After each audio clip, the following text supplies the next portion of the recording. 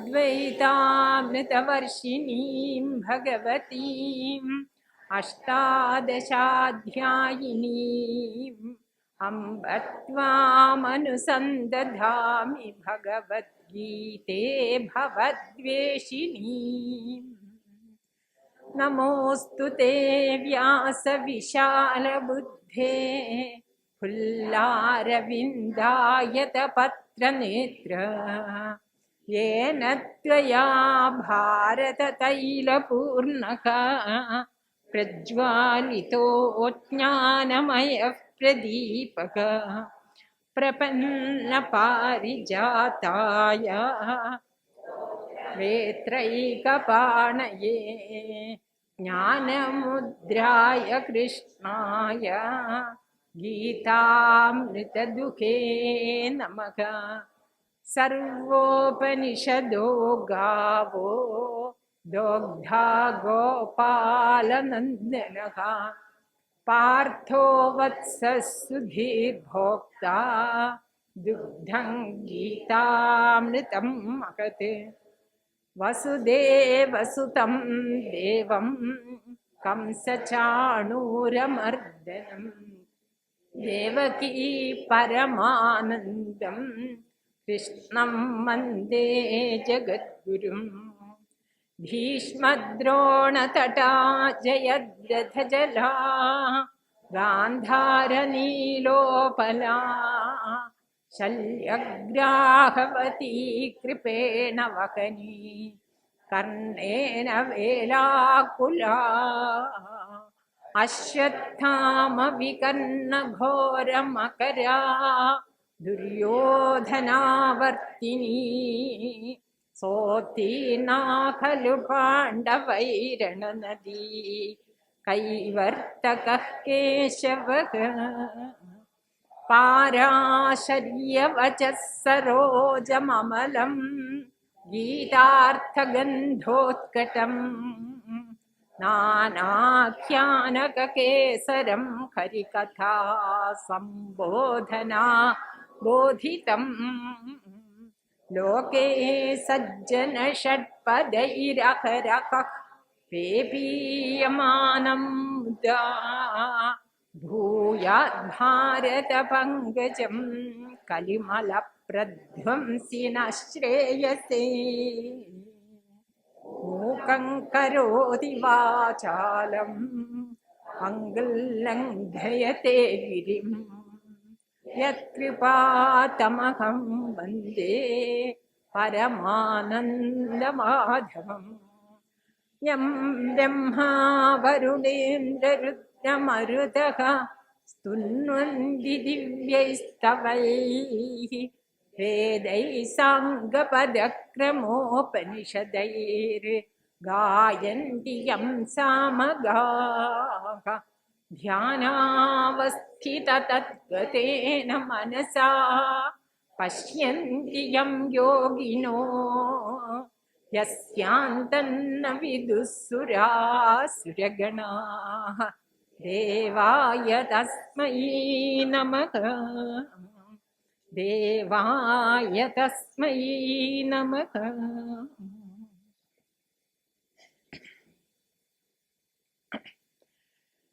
ഈ 6-ാം അധ്യായത്തിൽ നമ്മൾ കാണാതെ പഠിക്കേണ്ട കുറേ ശ്ലോകങ്ങളുണ്ട്. അതിൽ ഈ ഒരു 6 ദിവസം കഴിഞ്ഞ് നമ്മൾ പോകുന്ന സമയത്ത് ഒരു ശ്ലോകമെങ്കിലും മനപ്പാഠമായിരിക്കണം. ഏത് ശ്ലോകം മനപ്പാഠാക്കിയിട്ടുള്ളത്? അത് മനപ്പാഠമല്ലാത്ത ആരെങ്കിലും ഉണ്ടോ അവിടെ? ഉദ്ധരേതാത്മനാത്മാനം മനപ്പാഠമല്ലാത്ത ആരെങ്കിലും ഉണ്ടോ? അർത്ഥവും അറിഞ്ഞു വെക്കണം. മനപ്പാഠമല്ലാത്തവരുണ്ടെങ്കിൽ എന്താ ഇപ്പം പോകുന്നതിൻ്റെ ഇടയ്ക്ക് അത് മനപ്പാഠാക്കാനുള്ള വിദ്യ? അല്ല, കൂട്ടമായിട്ട് എന്താ ചെയ്യാൻ പറ്റുക? എല്ലാരും പക്ഷെ സമയമില്ല, അതാ പ്രശ്നമില്ല. ഗ്രൂപ്പ് ചർച്ച ചെയ്യുന്നതിൻ്റെ മുന്നേ ആയിട്ട് എല്ലാ ദിവസവും ഈ ശ്ലോകമെങ്കിലും ചൊല്ലുക. ഒരു എത്ര പ്രാവശ്യം? 3 പ്രാവശ്യം. അപ്പോൾ ഇനിയിപ്പോൾ ഉള്ള ദിവസം കൊണ്ട് അത് കാണാപ്പാടായിക്കോളും അല്ലേ? ഈ ശ്ലോകം നമുക്ക് അറിയില്ല എന്ന് പറഞ്ഞാൽ 6-ാം അധ്യായമൊക്കെ പഠിച്ചു പോയിട്ട് ഉദ്ധരേത് ആത്മനാത്മാനെന്ന് കേൾക്കുമ്പോൾ ഇത് എവിടെയാണെന്ന് അറിയില്ല പറഞ്ഞാൽ വലിയ മോശമായിരിക്കും. അതുകൊണ്ട് ഈ ശ്ലോകം നിർബന്ധമായിട്ട് കാണാതെ പഠിക്കണം. പറ്റുന്നവരൊക്കെ ഇനി എന്ത് ചെയ്യണം എന്ന് വെച്ചാൽ ഒരു 3 മാസത്തേക്ക് ഈ 6-ാം അധ്യായം തന്നെ ചൊല്ലുക, ദിവസവും ഒരു പ്രാവശ്യം. അപ്പൊ പിന്നെ ഈ ശ്ലോകങ്ങളൊക്കെ മനസ്സിലവിടെ പതിഞ്ഞോളും. അപ്പൊ ഇവിടെ കേട്ട കാര്യങ്ങളൊക്കെ ഇങ്ങനെ ഓർമ്മ വരും. ശ്ലോകം നമ്മൾ ചൊല്ലണ സമയത്തെ കേട്ടതൊക്കെ അവിടെ എവിടേക്കോ കിടക്കുന്നുണ്ടാവുമല്ലോ. അപ്പൊ ഇങ്ങനെ കുറേശ്ശെ ശ്ലോകം കേൾക്കുമ്പോൾ അങ്ങനെ ഇങ്ങനെ മനസ്സ് തന്നെ ഓർമ്മപ്പെടുത്തിക്കോളും, പതുക്കെ പതുക്കെ ഓർമ്മപ്പെടുത്തിക്കോളും. അപ്പോൾ അത് ഒന്ന് ശ്രദ്ധിക്കുക. എല്ലാ ശ്ലോകവും ഒരുപോലെ പ്രധാനപ്പെട്ടതാണ് അല്ലേ? 6-ാം അധ്യായത്തിൽ ഒഴിവാക്കാൻ ഒന്നുമില്ല. ഇനി പറയുകയാണെങ്കിൽ 20, 22, 21, 22, 23 ശ്ലോകങ്ങൾ, എല്ലാ ശ്ലോകങ്ങളും, എനിക്ക് 6-ാം അധ്യായത്തിലുള്ള ഒരു ശ്ലോകവും ഒഴിവാക്കേണ്ടതായിട്ടില്ല. എല്ലാ ശ്ലോകവും എന്താ പറയുക, ഒന്നും ഒഴിവാക്കാൻ പറ്റാത്ത ശ്ലോകങ്ങളാണ്. ശരി, അത് ഞാൻ പറയും മുഴുവൻ. ശരി, നമുക്ക് ശ്ലോകത്തിലേക്ക് കടക്കാം. 19 തൊട്ട് 20 തൊട്ട് 23 വരെയുള്ള ശ്ലോകങ്ങളാണ്. അപ്പോൾ എന്താണ് ഈ ഒരു നിരുദ്ധ സ്ഥിതിയെ, അതായത് സമാധി സ്ഥിതിയെ പ്രാപിച്ചിട്ടുള്ള ഒരാളുടെ ലക്ഷണത്തെ കുറിച്ചിട്ടാണ് ഈ ഒരു ഭാഗത്ത് ഭഗവാൻ പറയുന്നത്. തൊട്ടു മുന്നിലുള്ള ശ്ലോകത്തിൽ 19-ാമത്തെ ശ്ലോകത്തിൽ സമാധി സ്ഥിതിയെ കുറിച്ചിട്ടാണല്ലോ പറഞ്ഞത് അല്ലെ? യഥാ ദീപോ നിവാതസ്ഥഃ നേംഗതേ സോപമാസ്മൃത യോഗിനോ യതചിത്തസ്യ യുഞ്ജതോ യോഗമാത്മനഃ എന്ന് സമാധി സ്ഥിതിയെ കുറിച്ചിട്ട് പറഞ്ഞു. അങ്ങനെ സമാധിസ്ഥമായിട്ടുള്ള അന്ധകരണത്തോട് കൂടിയിട്ടുള്ള ഒരു യോഗിയെ കുറിച്ചിട്ടാണ് പറയുന്നത്. അദ്ദേഹത്തിൻ്റെ ആന്തരികമായിട്ടുള്ള ഭാവം എങ്ങനെയായിരിക്കും, അഥവാ യോഗഫലം എന്താണെന്നുള്ളതിനെ കുറിച്ചിട്ട് പറയാം. നോക്കാം നമുക്ക്. ഏവം യോഗാഭ്യാസ ബലാത് ഏകാഗ്രീഭൂതം നിവാത പ്രദീപകൽപ്പം സത്. ശ്ലോകം ചൊല്ലാം. യത്രോ പരമതേ ചിത്തം നിരുദ്ധം യോഗസേവയാ യത്ര ചൈവാത്മനാത്മാനം പശ്യന്നാത്മനി തുഷ്യതി സുഖമാത്യന്തികം യത്തത് ബുദ്ധിഗ്രാഹ്യമതീന്ദ്രിയം വേത്തി യത്ര ന ചൈവായം സ്ഥിതശ്ചലതി തത്വതഃ യല്ലബ്ധ്വാ ചാപരം ലാഭം മന്യതേനാധികം തതഃ യസ്മിൻ സ്ഥിതോ ന ദുഃഖേന ഗുരുണാപി വിചാല്യത്തെ തം വിദ്യാത് ദുഃഖസംയോഗ വിയോഗം യോഗസഞ്ജ്ഞിതം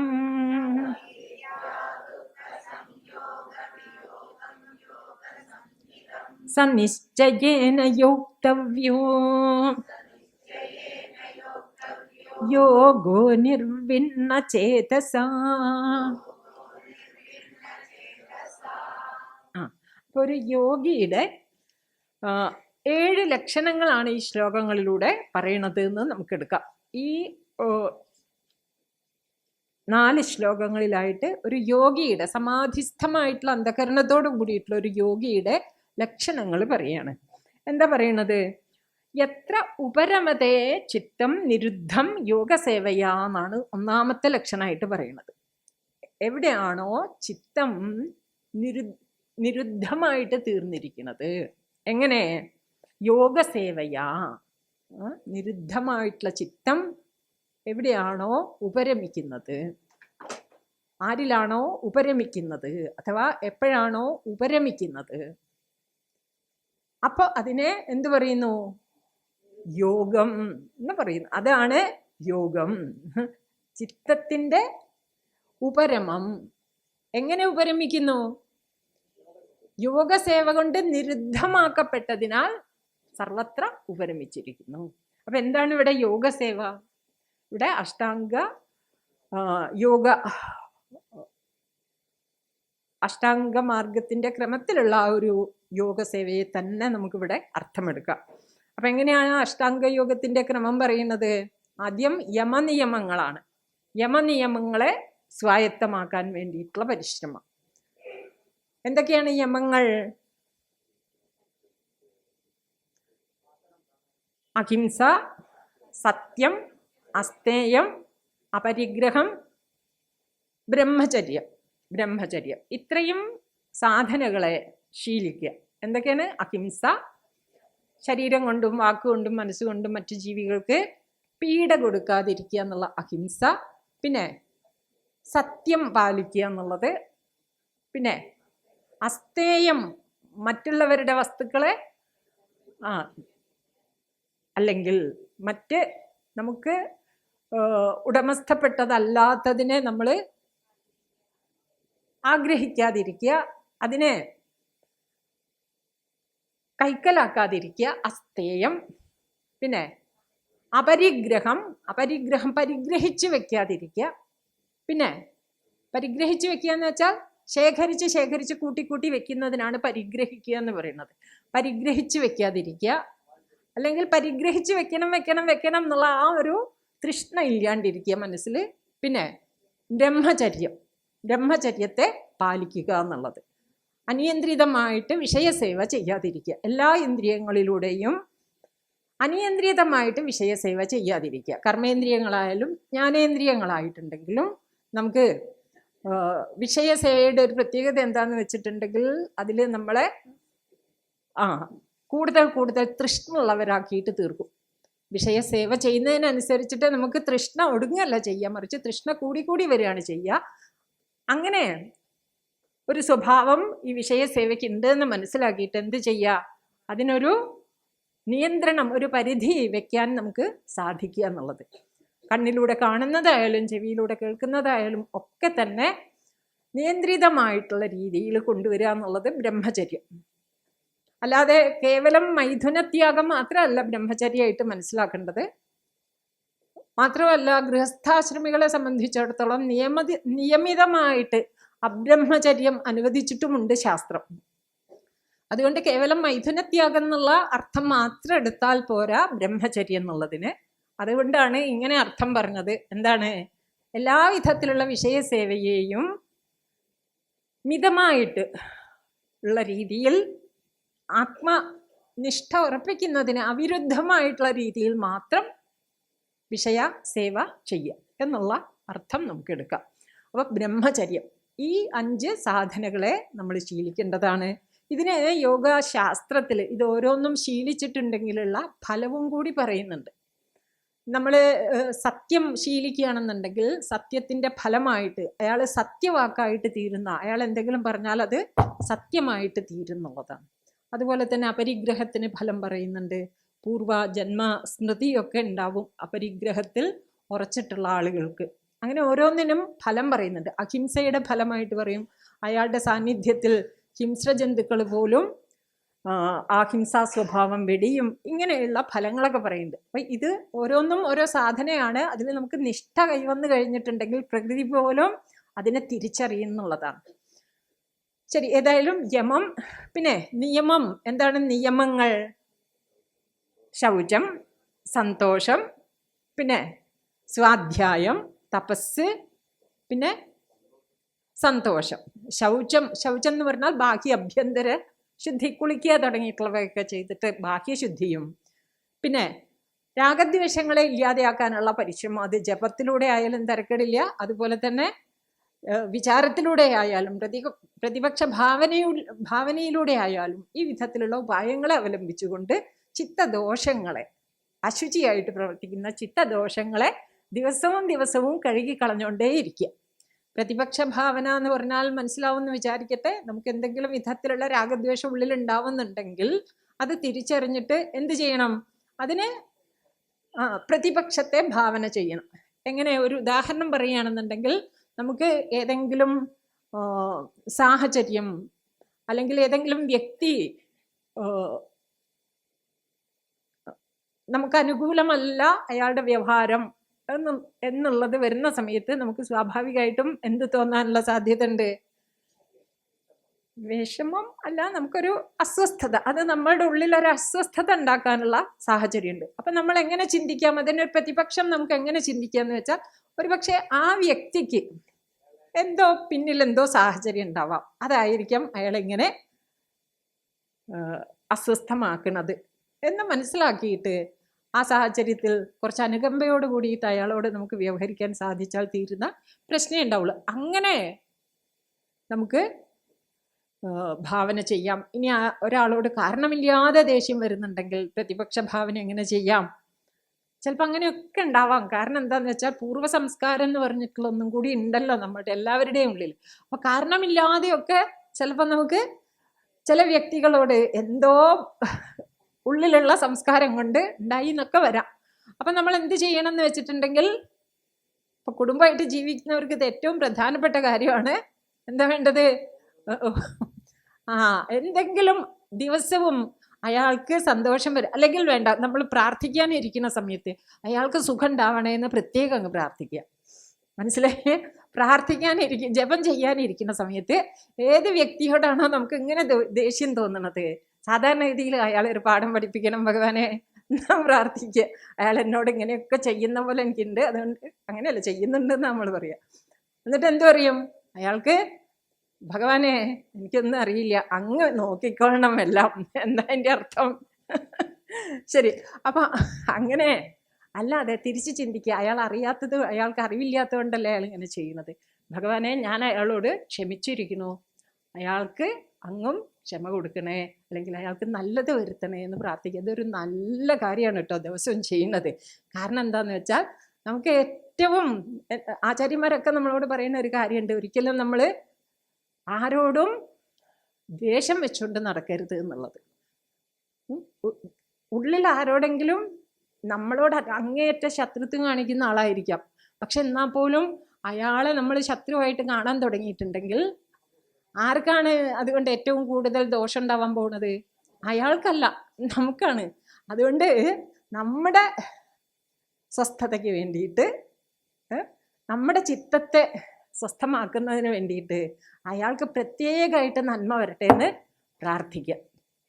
പറ്റുമെങ്കിൽ പിറ്റേ ദിവസം കാണുമ്പോൾ എന്തെങ്കിലും അയാൾക്ക് വേണ്ടിയിട്ട് ഒരു പുഷ്പം, അല്ലെങ്കിൽ ഒരു 10 ദിവസം നമ്മൾ അങ്ങനെ ചെയ്യാൻ തുടങ്ങിയാൽ 11ാമത്തെ ദിവസം, ആദ്യത്തെ ദിവസം കൃത്രിമമായിട്ടായിരിക്കും ചെയ്യുന്നത്, 2ാമത്തെ ദിവസം വീണ്ടും കൃത്രിമമായിരിക്കും. പക്ഷെ ഒരാഴ്ച കഴിയുമ്പോഴേക്കും ആ കൃത്രിമത്വം പോയിട്ട് അത് സ്വാഭാവികമാവാൻ തുടങ്ങും കുറേശ്ശെ.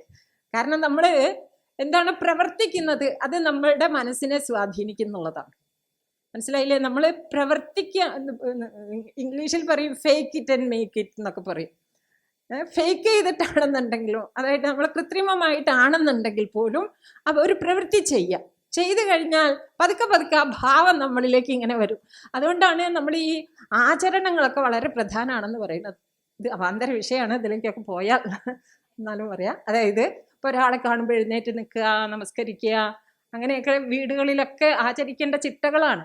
ഇന്നത്തെ കാലത്ത് എല്ലാവരും പറയും ഇതൊക്കെ എന്തിനാ, ബഹുമാനം ഉള്ളിൽ വെച്ചാൽ പോരെ, അങ്ങനെയൊക്കെ ചിന്തിക്കുന്ന കാലമാണ്. പക്ഷേ ഈ ആചരണങ്ങൾ നമ്മൾ കൈവിടാതെ ഇരിക്കുകയാണെന്നുണ്ടെങ്കിൽ ഭാവം പതുക്കെ നമുക്ക് കൂട്ടിച്ചേർക്കാൻ പറ്റും. ക്ഷേത്രത്തിൽ പോയാൽ ഭഗവാനെ ഒന്ന് നമസ്കരിക്കുക, അല്ലെങ്കിൽ ആചാര്യന്മാരെ, ഗുരുക്കന്മാരെ നമസ്കരിക്കുക. ഗുരുക്കന്മാരോട് ബഹുമാനമുണ്ട് എന്ന് അർത്ഥമൊന്നുമില്ല നമസ്കരിക്കുന്നുണ്ട് എന്നുള്ളതിന്. പക്ഷേ ആ നമസ്കാരം എന്നുള്ള ക്രിയയോട് ചേർന്ന് നിൽക്കുന്ന ഒരു വികാരമുണ്ട്, അത് പതിയെ ഉണർത്താൻ ആ ക്രിയ സഹായിക്കുന്നുള്ളതാണ്. ശരി, ഏതായാലും പ്രതിപക്ഷ ഭാവനയിലൂടെയൊക്കെ ഈ ദോഷങ്ങളെ നീക്കുന്നതിന് വേണ്ടിയിട്ടുള്ള പരിശ്രമം ചെയ്യാം. നിയമം എന്നുള്ളതാണ് പറഞ്ഞത്. നിയമത്തിൽ ശൗചം പറഞ്ഞപ്പോഴാണ് ഈ വിഷയമൊക്കെ പറഞ്ഞത്. ബാഹ്യശുദ്ധിയും ആഭ്യന്തര ശുദ്ധിയും. ആഭ്യന്തര ശുദ്ധിയിലാണ് ചിത്തദോഷങ്ങളെ നീക്കുന്നതിന് വേണ്ടിയിട്ടുള്ള ഇത്തരം ഉപായങ്ങളെ അവലംബിക്കാൻ വേണ്ടിയിട്ട് പറഞ്ഞിട്ടുള്ളത്. പിന്നെ ശൗചം, സന്തോഷം, അനുകൂലമായ സാഹചര്യത്തിൽ സന്തോഷമായിട്ടിരിക്കാൻ എല്ലാവർക്കും സാധിക്കും. പക്ഷേ അനുകൂലവും പ്രതികൂലവുമായിട്ടുള്ള സാഹചര്യങ്ങൾ മാറി മാറി വരുമ്പോഴും നമ്മുടെ സന്തോഷത്തെ നിലനിർത്തുക എന്നുള്ളത് വലിയൊരു തപസ്സാണ്, സാധനയാണ്. അതിനാർക്കേ സാധിക്കുള്ളൂ? ബാഹ്യ അപേക്ഷ ഇല്ലാതെ ഇരിക്കാൻ നമുക്ക് സാധിച്ചാൽ മാത്രമേ അത് സാധിക്കുള്ളൂ, അല്ലെ? അതുകൊണ്ട് നമ്മുടെ അപേക്ഷ എന്നുള്ളത് ഭഗവാനിലേക്ക്, പ്രാഥമികമായിട്ട് പറയുമ്പോൾ ഈശ്വരനിലേക്ക് മാറ്റുക. അതിന് സാധിച്ചാൽ മാത്രമേ ബാഹ്യ അപേക്ഷ ഇല്ലാതിരിക്കുള്ളൂ. ഇല്ലയെന്ന് വെച്ചിട്ടുണ്ടെങ്കിൽ മറ്റൊരാൾക്ക് നമ്മളെ സന്തോഷിപ്പിക്കാനും സാധിക്കും, ദുഃഖിപ്പിക്കാനും സാധിക്കും. സാഹചര്യങ്ങൾക്ക് നമ്മളെ സന്തോഷിപ്പിക്കാനും സാധിക്കും, ദുഃഖിപ്പിക്കാനും സാധിക്കും. സാഹചര്യങ്ങൾ അനുകൂലമായിട്ട് വരുന്നത് ഏറ്റവും നല്ലത് തന്നെയാണ്. പക്ഷെ എപ്പോഴും അനുകൂലമായിട്ട് വരില്ല, പ്രതികൂലമാവാനുള്ള സാധ്യത എത്രയോ അധികമാണ്. അപ്പം അങ്ങനെ പ്രതികൂലമായിട്ട് തീരുമ്പോൾ നമ്മൾ തളർന്നു പോവാതിരിക്കണം എന്നുണ്ടെങ്കിൽ രണ്ടിനെക്കാട്ടിലും ഉപരിയുള്ള ഈ ബാഹ്യമായിരിക്കുന്ന പ്രതികൂലങ്ങൾക്കുപരിയുള്ള ഒന്നിലേക്ക് നമ്മുടെ പൂർണ്ണ ആശ്രയത്വത്തെ നമ്മൾ മാറ്റേണ്ടതുണ്ട്. അങ്ങനെ മാറ്റിയാൽ മാത്രമേ നമുക്ക് ഈ ഒരു സന്തോഷം എന്നുള്ളതിനെ സൂക്ഷിക്കാൻ സാധിക്കുള്ളൂ. അപ്പൊ സന്തോഷം. പിന്നെ സ്വാധ്യായം, പ്രണവ ഉച്ചാരണത്തെയാണ് സ്വാധ്യായമായിട്ട് പറയുക യോഗശാസ്ത്രത്തിൽ. പക്ഷെ നമ്മളിവിടെ വേദാന്തപരമായിട്ട് ചിന്തിക്കുമ്പോൾ ശാസ്ത്രസ്വാധ്യായം, പിന്നെ തപസ്, പിന്നെ ഈശ്വര പ്രണിധാനം. തപസ് ശരീരത്തെയും മനസ്സിനെയും വാക്കിനെയും ഒക്കെ ശുദ്ധീകരിക്കാൻ വേണ്ടിയിട്ടുള്ള തപസ് പറയുന്നുണ്ട് ഭഗവത്ഗീതയിൽ തന്നെ. അങ്ങനെയുള്ള തപസ്സിനെ, നമ്മുടെ മനസ്സിനെ ശുദ്ധീകരിക്കാൻ വേണ്ടിയിട്ട് നമ്മൾ ആചരിക്കുന്ന പ്രക്രിയകൾക്കൊക്കെ തപസ് എന്ന് പറയാം. അങ്ങനെയുള്ള തപസ്സിൽ ഏർപ്പെടുന്നു. വ്രതാനുഷ്ഠാനങ്ങളൊക്കെ തപസ്സായിട്ട് പറയാം. പ്രത്യേകമായിട്ട് മൗനവ്രതം പോലെയുള്ളതൊക്കെ നമുക്ക് എടുക്കാം, അതൊക്കെ തപസ്സായിട്ട് മനസ്സിലാക്കാം. അതുപോലെയുള്ള തപസ്. പിന്നെ ഈശ്വര പ്രണിധാനം, പരിപൂർണമായിട്ട് ആ ഒരു ഈശ്വരനിൽ ശരണം പ്രാപിക്കാനുള്ള ആ ഒരു മനസ്ഥിതിയാണ് ഈശ്വര പ്രണിധാനം എന്ന് പറയുന്നത്. അപ്പം ഇത് നിയമം. അപ്പോൾ ഈ യമനിയമങ്ങൾ അടിസ്ഥാനപരമായിട്ട് നമുക്ക് ഉണ്ടായിരിക്കേണ്ട 10 സാധനകളാണ്. ആ സാധനകളിലൂടെയാണ് ചിത്തത്തെ നമുക്ക് പരിഭാഗപ്പെടുത്താൻ സാധിക്കുന്നത്. അടുത്ത ഘട്ടത്തിൽ ചിത്തം ഒരുവിധം പരിഭാഗപ്പെട്ടു എന്ന് വന്നാൽ അടുത്ത ഘട്ടത്തിൽ എന്ത് പറയും? ആസനം എന്ന് പറയും. ആസനം സ്ഥിരസുഖം ആസനം എന്നാണ് പതഞ്ജലി മഹർഷി നൽകുന്ന നിർവചനം. സ്ഥിരമായിട്ട് സുഖമായിട്ട് ഒരു ആസനത്തിൽ, ഒരു പ്രത്യേകമായിട്ടുള്ള പോസ്ചറിൽ നമുക്കൊരു നിശ്ചിത സമയം ഇരിക്കാൻ സാധിക്കുന്ന വെച്ചിട്ടുണ്ടെങ്കിൽ ആസനസിദ്ധി കൈവന്നു എന്ന് പറയും. അപ്പോൾ ആസനം ശീലിക്കുക, അത് സമാധി അഭ്യാസത്തിന് വളരെ ആവശ്യമായിട്ടുള്ളതാണ്. പിന്നെ അടുത്തതാണ് പ്രാണായാമം പറയുക. അതിൻ്റെ ശാസ്ത്രീയമായിട്ടുള്ള ക്രമത്തിൽ ആചാര്യന്മാർ പോകുന്ന സമയത്ത് ഈ വിധത്തിലാണ് പറയുക: യമം, നിയമം, ആസനം, പ്രാണായാമം. പ്രാണായാമം പ്രാണനെ നിശ്ചലമാക്കാൻ വേണ്ടിയിട്ടുള്ള, പ്രാണനെ ആദ്യം ക്രമീകരിക്കുകയും പ്രാണന്റെ മേൽ നിയന്ത്രണം നേടിയെടുക്കുകയും ചെയ്യുന്നതിന് വേണ്ടിയിട്ടുള്ള, പ്രാണനെ പരമാവധി നിശ്ചലമാക്കുന്നതിന് വേണ്ടിയിട്ടുള്ള വിധത്തിലാണ് പ്രാണായാമത്തെ അഷ്ടാംഗ യോഗത്തിൽ വിഭാവനം ചെയ്തിട്ടുള്ളത്. കാരണം പ്രാണനും മനസ്സും തമ്മിലുള്ള ബന്ധം എന്ന് പറഞ്ഞാൽ ഒരു ശാഖയുടെ 2 കൊമ്പുകൾ പോലെയുള്ള ബന്ധമാണ്. ഏതെങ്കിലും ഒരു കൊമ്പിൽ പിടിച്ചു കുലുക്കിയാൽ മറ്റേ കൊമ്പും ഇളകും. പ്രാണനെ പിടിച്ചൊലച്ചാൽ അത് മനസ്സിനെയും സ്വാധീനിക്കും. പ്രാണനെ നിശ്ചലമാക്കിയാൽ മനസ്സിനെയും നമുക്ക് നിശ്ചലമാക്കാൻ സാധിക്കും. പിന്നെ തിരിച്ചും മനസ്സ് ചഞ്ചലപ്പെടുമ്പോൾ, മനസ്സ് വിക്ഷുബ്ധമാവുന്ന സമയത്ത് പ്രാണനും വിക്ഷുബ്ധമാവും. മനസ്സ് ശാന്തമായിരിക്കുന്ന സമയത്ത് പ്രാണനും ശാന്തമാവും. അപ്പൊ ഈ പ്രാണനും മനസ്സും തമ്മിൽ ഉള്ള ബന്ധം എന്ന് പറഞ്ഞാൽ വളരെ വലിയ ബന്ധമാണ്. അതുകൊണ്ട് ഏതിനെ ഏറ്റവും എളുപ്പത്തിൽ നമുക്ക് കയ്യിലെടുക്കാൻ പറ്റുക? പ്രാണനെയാണോ മനസ്സിനെയാണോ? കൂടുതൽ എളുപ്പത്തിൽ സാധിക്കുക പ്രാണനെയാണെന്നുള്ളത് കൊണ്ട് ആദ്യം എന്ത് പറയുന്നു? പ്രാണായാമം എന്നുള്ളതിനെ പറയുന്നു. പ്രാണായാമത്തെ ശീലിക്കുക. പിന്നെ പിൽക്കാലത്ത് ആചാര്യന്മാര് പലതരത്തിലുള്ള പ്രാണായാമങ്ങളെ കുറിച്ചിട്ട് പറയുന്നുണ്ട്. ഏതെങ്കിലും ഗുരുമുഖത്ത് നിന്ന് അഭ്യസിച്ചിട്ട് മാത്രമേ നമ്മൾ പ്രാണായാമം ശീലിക്കാവൂ എന്നും കൂടി എടുത്തു പറയുകയാണ്. കാരണം പ്രാണൻ വളരെ ശക്തിമത്തായിട്ടുള്ള, ബഹുമുഖമായിട്ട് നമ്മളുടെ ഈ ഒരു ശരീര സംഘാതത്തിൽ പ്രവർത്തിക്കുന്ന ഒരു ശക്തിയാണ് പ്രാണൻ എന്നുള്ളത്. ആ പ്രാണനെ നമ്മൾ സ്വാധീനിക്കുന്ന സമയത്ത് ശ്രദ്ധാപൂർവം സ്വാധീനിക്കണം. തെറ്റായ വിധത്തിൽ പ്രാണനെ നമ്മൾ സമീപിച്ചാൽ നമുക്ക് ഗുണത്തിന് പകരം ദോഷം ഉണ്ടാവും. അതുകൊണ്ട് ആചാര്യമുഖത്ത് നിന്ന് നമ്മൾ അഭ്യസിക്കണം. പക്ഷെ ലളിതമായിട്ട് ലഘുവായിട്ട് എല്ലാവർക്കും ചെയ്യാൻ പറ്റുന്ന ഒരു കാര്യമുണ്ട്. ഇപ്പം തന്നെ ഇവിടെ ഇരുന്നു കൊണ്ട് എല്ലാവരും ഒരു ശ്വാസം എടുക്കൂ, ദീർഘമായിട്ടൊരു ശ്വാസം എടുക്കും, ശ്വാസം പുറത്തേക്ക് അയക്കും. ശരി. ഇനി ഈ ഇടത്തെ കൈ ഒന്ന് വയറിൻ്റെ മേലിൽ വെക്കുക. ഇടത്തെ കൈയോ വലത്തെ കൈയോ ഏതെങ്കിലും ഒരു കൈ. ഇനി ഒന്ന് ശ്വാസം എടുക്കും. ഇനി ശ്രദ്ധിക്കണം കേട്ടോ, ആ വയർ എങ്ങനെയാണ് പ്രവർത്തിക്കുന്നത് എന്നുള്ളതൊന്ന് ശ്രദ്ധിക്കണം. ശ്വാസം എടുക്കും,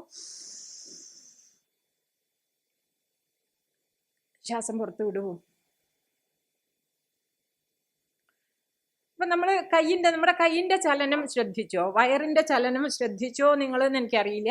നമ്മൾ ശ്വാസം എടുത്ത സമയത്ത് വയറ് ഉള്ളിലേക്ക് പോവുകയാണോ? ആരും പറയരുതേ, പറഞ്ഞാൽ പിന്നെ ഉത്തരം കിട്ടി.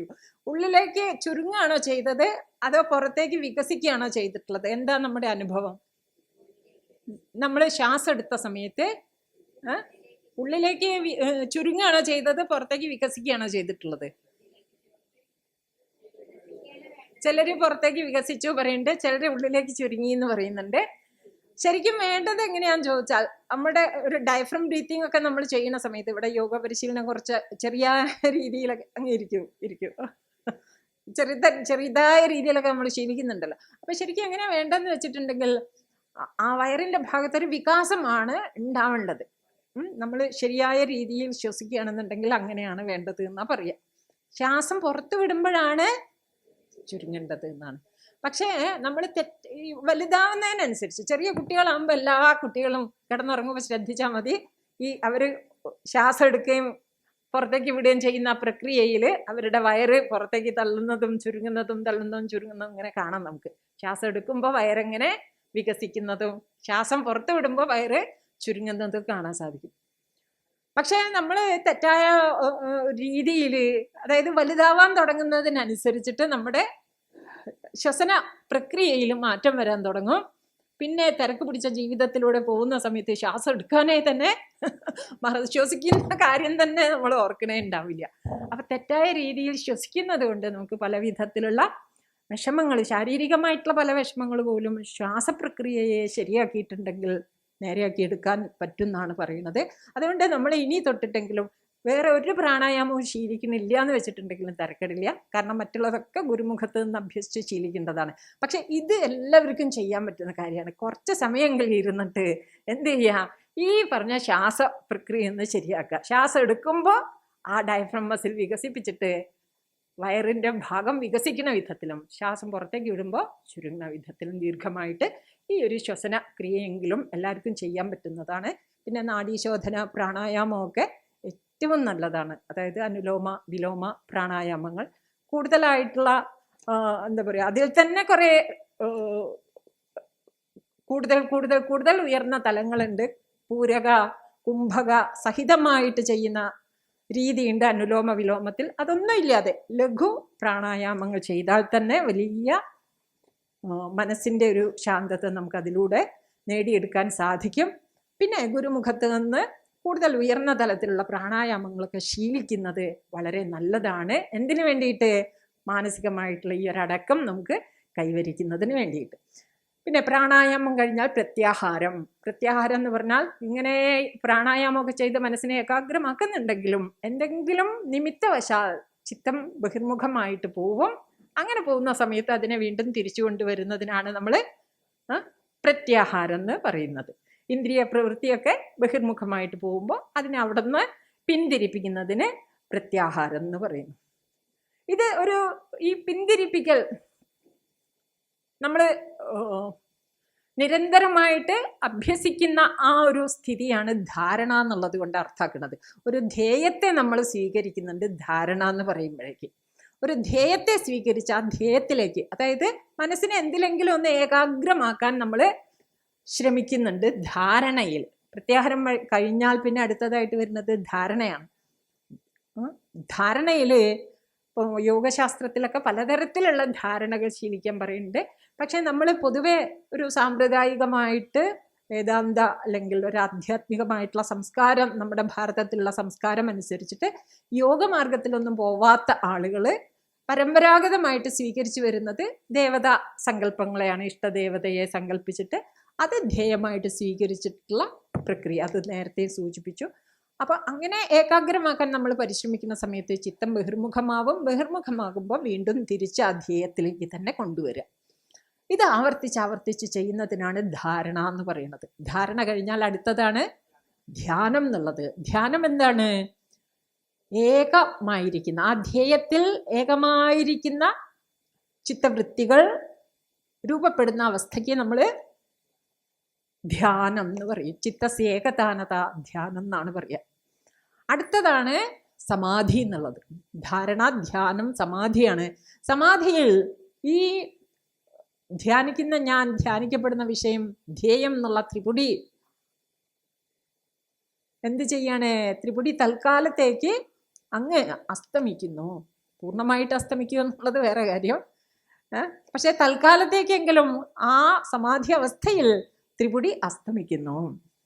ഞാൻ ധ്യാനിക്കുന്നു, ഇതെൻ്റെ ധ്യേയം എന്നുള്ള ഭേദമില്ലാതെ ആ ധ്യാനത്തിൽ നമ്മൾ അങ്ങോട്ട് ലയിക്കുന്നു, അങ്ങനെ പറയാം മനസ്സിലാക്കാൻ വേണ്ടിയിട്ട്. പൂർണ്ണമായിട്ട് അതിലങ്ങ് ലയിച്ചിരിക്കുന്ന അവസ്ഥയ്ക്കാണ് ധ്യാനം, സമാധി എന്ന് പറയുന്നത്. പൂർണ്ണമായിട്ടും ഞാൻ ധ്യാനിക്കുകയാണെന്നുള്ള ചിന്ത പോലും ഇല്ലാതെ പൂർണ്ണമായിട്ട് അതിൽ തന്നെ മുഴുകി നമ്മൾ ഇരിക്കുകയാണെന്നുണ്ടെങ്കിൽ അതാണ് സമാധിയായിട്ട് പറയുന്നത്. പിന്നെ നിർവികൽപ്പ സമാധി ഉണ്ട്. നിർവികൽപ്പ സമാധി എന്ന് പറയുമ്പോഴേക്ക് അവിടെ ചിത്തവൃത്തി നിരോധമാവുന്ന ആ ഒരു സ്ഥിതിയിലേക്ക് വരണം. അല്ലാത്ത സമാധികളിലൊക്കെ യോഗശാസ്ത്രത്തിൽ പറയുന്ന മറ്റ് സമാധികൾ, പല സമാധികൾ പറയുന്നുണ്ട്. അതിലൊക്കെ ധ്യേയമായിട്ടുള്ള എന്തെങ്കിലും ഒന്നുണ്ട്. അതിൽ ചിത്തത്തിൻ്റെ ഏകതാനമായിട്ടുള്ള ഒരു വൃത്തിയെ സ്വീകരിച്ചിട്ടുള്ള പ്രക്രിയയാണ് അവിടെയൊക്കെ ചെയ്യുന്നത്. നിർവികൽപ്പ സമാധിയിലാണ് ഈ പൂർണ്ണമായിട്ടുള്ള ചിത്തവൃത്തിയുടെ നിരോധം വരുന്നത്. അപ്പം ഇതിൽ നമുക്ക് ഈ മാർഗങ്ങളെയൊക്കെ അവലംബിക്കാവുന്നതാണ്. എന്തിനു വേണ്ടിയിട്ട്? സമാധി സ്ഥിതിയെ കൈവരിക്കുന്നതിന് വേണ്ടിയിട്ട് നമുക്ക് എന്ത് ചെയ്യാം? യമനിയമങ്ങൾ പ്രധാനമായിട്ടുള്ളതാണ്. പിന്നെ ആസനം പ്രധാനമായിട്ടുള്ളതാണ്. പ്രാണായാമം, പ്രത്യാഹാരം, ധാരണ, ധ്യാനം, ഈ അംഗങ്ങളെയൊക്കെ നമുക്ക് ഉപയോഗപ്പെടുത്താവുന്നതാണ്. ഇത് ഉപയോഗപ്പെടുത്തണം എന്ന് ആരും നിർബന്ധിച്ച് പറയില്ല. പ്രത്യേകിച്ചും വേദാന്ത ആചാര്യന്മാരാരും പറയില്ല ഈ മാർഗങ്ങളെ അവലംബിക്കാൻ വേണ്ടിയിട്ട്. പക്ഷേ നമുക്ക് എന്ത് ചെയ്യാം? ഇതിനെ നമുക്ക് ഉപയോഗപ്പെടുത്താവുന്നതാണ് നമ്മുടെ ചിത്തത്തിൻ്റെ ഏകാഗ്രത കൈവരിക്കുന്നതിന് വേണ്ടിയിട്ട്. ഇനി സാമ്പ്രദായികമായിട്ടുള്ള ആചാര്യന്മാരാരും തന്നെ നേരിട്ട് നമ്മൾ ചെന്നിട്ടുണ്ടെങ്കിൽ പ്രാണായാമമോ ഒന്നും ശീലിപ്പിക്കില്ല. പക്ഷേ ഇന്നിപ്പോൾ ആചാര്യന്മാർക്ക് വേറൊരു അഭിപ്രായമുണ്ട്. കാരണം യമനിയമങ്ങളൊക്കെ പൂർത്തിയാക്കിയിട്ട് ഇവൻ വന്നിട്ട് എന്നാ ഇതൊക്കെ പഠിക്കാൻ സാധിക്കുക. അപ്പോൾ കുറച്ച് സാധനയും ചെറിയ ചെറിയ പ്രാണായാമവും ഒക്കെ ശീലിച്ചു വരുമ്പോൾ ക്രമേണ ഇയാൾക്കൊരു യമനിയമങ്ങളൊക്കെ നേടിയെടുക്കാൻ സാധിക്കും എന്നുള്ളത് കൊണ്ട് അത് കാലഘട്ടത്തിനനുസരിച്ച് ആ ആചാര്യന്മാരുടെ നേതൃത്വത്തിൽ ചെയ്യുമ്പോൾ ദോഷം വരില്ല എന്ന് ഉറപ്പ് വരുത്തിയിട്ട് അത് അവരുടെ ഒരു ഗ്യാരണ്ടിയിൽ അവർ ചെയ്യുന്ന കാര്യമാണ്. അത് നമുക്കൊരു പൊതുവായിട്ടുള്ള മാനദണ്ഡമായിട്ട് എടുത്തുകൂടാ. പക്ഷെ ഒന്ന് പറയാം, നമുക്ക് ഈ ഒരു യോഗമാർഗത്തെ അവലംബിക്കാവുന്നതാണ് ചിത്തത്തിൻ്റെ ഏകാഗ്രതയെ നേടിയെടുക്കുന്നതിനും ചിത്തസ്ഥൈര്യത്തെ നേടിയെടുക്കുന്നതിനും വേണ്ടിയിട്ട്. എന്നാൽ കേവലം ഈ ഒരു അഭ്യാസത്തിൽ മാത്രം മുഴുകുന്നത് കൊണ്ട് പ്രയോജനം, വേദാന്തപരമായിട്ടുള്ള പ്രയോജനം ഒട്ടും ഉണ്ടാവുകയില്ല. അതും കൂടി പറയണം.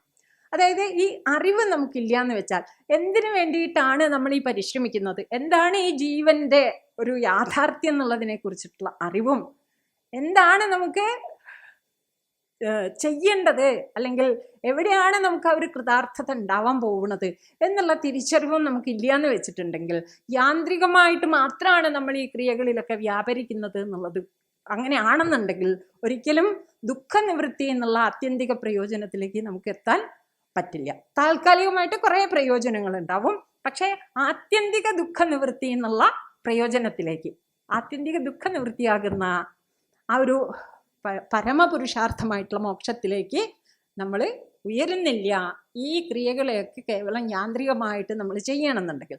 അതുകൊണ്ടാണ് ശ്രവണ മനനങ്ങൾ വളരെ പ്രധാനമാണെന്ന് പറയുന്നത്. ശ്രവണ മനനങ്ങളിലൂടെ വേണം നമ്മുടെ ധാരണകളെ നമുക്ക് തിരുത്തി ശരിയായ ധാരണയിലേക്ക് നമ്മളെ കൊണ്ടുവരാൻ വേണ്ടിയിട്ട്. നമ്മളെക്കുറിച്ച്, പ്രപഞ്ചത്തെക്കുറിച്ച്, ഈശ്വരനെക്കുറിച്ച്, ഇവർ തമ്മിലുള്ള ബന്ധത്തെക്കുറിച്ച്, ഇതിനെക്കുറിച്ചിട്ടുള്ള ശരിയായ ധാരണ നമുക്കുണ്ടാവണം. നമ്മളിപ്പോൾ എന്താണ്, അല്ലെങ്കിൽ ഏത് വിധത്തിലുള്ള പ്രശ്നമാണ് നമുക്ക് പറ്റിയിട്ടുള്ളത് എന്നുള്ള തിരിച്ചറിവുണ്ടാവണം. വേദാന്ത ശാസ്ത്രം ഒരു സംശയമില്ലാണ്ട് പറയും, പ്രശ്നമൊന്നും പറ്റിയിട്ടില്ല. പിന്നെ എന്താണ് പ്രശ്നം? പറ്റിയിട്ടുണ്ട് എന്നുള്ള തെറ്റിദ്ധാരണയാണ് പ്രശ്നം. നമ്മളിപ്പോഴും പൂർണ്ണസ്വരൂപത്തിൽ തന്നെയാണ്. ആ പൂർണ്ണസ്വരൂപത്തിന് ഒരു മാറ്റവും വന്നിട്ടില്ല. പക്ഷേ അപൂർണനായി ഞാൻ കേവലം ഒരു ജീവനാണ്, കേവലം ഒരു മനുഷ്യനാണ്, കേവലം ഒരു വ്യക്തിയാണ്, അല്ലെ, കേവലം ഒരു ഭാര്യയാണ്, അല്ലെങ്കിൽ ഭർത്താവാണ്, അല്ലെങ്കിൽ അച്ഛനാണ്, അല്ലെങ്കിൽ അമ്മയാണ്. ഇങ്ങനെ നാനാവിധത്തിലുള്ള റോളുകളുമായിട്ട് താതാത്മ്യപ്പെട്ട് ഇരിക്കുകയാണ് നമ്മൾ. ആദ്യം ഈ ദേഹാഭിമാനം വന്നു. ദേഹാഭിമാനത്തിൽ പിന്നെ ഒരുപാട് അഭിമാനങ്ങൾ നമ്മൾ ഏറ്റി വെച്ചു. എന്തൊക്കെയാണ് അഭിമാനങ്ങൾ? വ്യത്യസ്ത റോളുകൾക്കനുസരിച്ച് നമുക്ക് ലോകത്തിൽ വ്യത്യസ്തമായിട്ടുള്ള വ്യക്തിത്വ തലങ്ങളുണ്ട്. അത് ഓരോന്നും ഓരോ അഭിമാനമാണ്. ലോകത്തിൽ നമുക്കത് ആവശ്യമാണ്, ഈ വ്യക്തിത്വങ്ങളൊക്കെ ആവശ്യമാണ്. പക്ഷേ വേദാന്ത ദൃഷ്ടിയിൽ നോക്കുമ്പോൾ അതൊക്കെ എന്താണ്? നമ്മൾ ഏറ്റി വെച്ചിട്ടുള്ള അഭിമാനങ്ങളാണ്. അപ്പൊ ആ അഭിമാനങ്ങളാണ് എന്ത് ചെയ്യുന്നത്? നമ്മുടെ ശരിയായ സ്വരൂപത്തിൽ നിന്ന് നമ്മളെ അകറ്റി നിർത്തിയിരിക്കുന്നത് എന്ന് മനസ്സിലാക്കിയിട്ട് ആ തലങ്ങളുമായിട്ടുള്ള വ്യക്തിത്വ തലങ്ങളുമായിട്ടുള്ള അഭിമാനത്തിൽ നിന്നും നമുക്ക് നമ്മളെ മുക്തമാക്കിയെടുക്കാൻ ഉള്ള ഒരു പാകത നമ്മുടെ ചിത്തത്തിന് നമുക്ക് കൈവരിക്കാൻ സാധിക്കണം. ഇതാണ് നമുക്ക് നേടേണ്ടത്. അതിനുവേണ്ടി സൂക്ഷ്മ ബുദ്ധി സമ്പാദിക്കാൻ വേണ്ടിയിട്ടാണ് ഞാൻ ഈ യോഗ സാധനയിൽ ഏർപ്പെടുന്നത് എന്നുള്ള തിരിച്ചറിവ് നമുക്ക് ഉണ്ടാവണം എന്ന് പറയാം.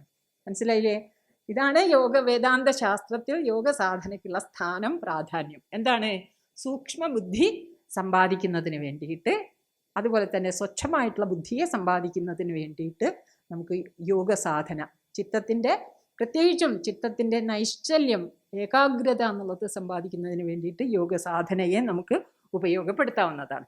നേരത്തെ പറഞ്ഞു, നിധിധ്യാസനം തന്നെ കേവലം ഒരു ഭാഗത്ത് ഇരുന്നിട്ട് മാത്രം ചെയ്യണം നിധിധ്യാസനമല്ല ഉള്ളത്, അത് സദാസമയവും ചെയ്യേണ്ടതാണെന്ന് പറഞ്ഞു. പക്ഷെ ഇവിടെ ഈ 6-ാം അധ്യായത്തിൽ ഭഗവാൻ പ്രത്യേകമായിട്ട് പറയുന്നത് ശുചൗ ദേശേ പ്രതിഷ്ഠാപ്യ സ്ഥിരമാസനമാത്മനഃ എന്നുള്ള ഉപദേശമൊക്കെ ഭഗവാൻ ചെയ്തിട്ടുണ്ട്. അപ്പൊ അതിൽ നിന്ന് നമുക്ക് മനസ്സിലാക്കാം ഇതൊരു ഭാഗത്ത് ഇരുന്ന് ചെയ്യേണ്ട സമാധ്യാഭ്യാസമാണെന്നുള്ളത്. അതുകൊണ്ട് ഈ പറഞ്ഞ സാധനകളൊക്കെ ഇവിടെ പ്രസക്തമാണ്. അല്ലാന്നുണ്ടെങ്കിൽ ഒരിക്കലും ഒരു വേദാന്ത ക്ലാസ്സിൽ നമ്മൾ ഈ യോഗ സാധനയെ കുറിച്ചിട്ട് ഇങ്ങനെ പറയേണ്ട ആവശ്യമില്ല. പക്ഷെ ഇവിടെ ഇരുന്ന് അഭ്യസിക്കേണ്ട ഒരു കാര്യത്തെ കുറിച്ചിട്ട് തന്നെയാണ് ഭഗവാൻ പറഞ്ഞിരിക്കുന്നത്. പക്ഷെ ഇരിക്കുന്ന ആൾക്ക് എന്തുണ്ടാവണം? ശ്രവണ മനനങ്ങൾ ചെയ്തിട്ടുള്ള വെളിച്ചം ഉള്ളിൽ ഉണ്ടാവണം.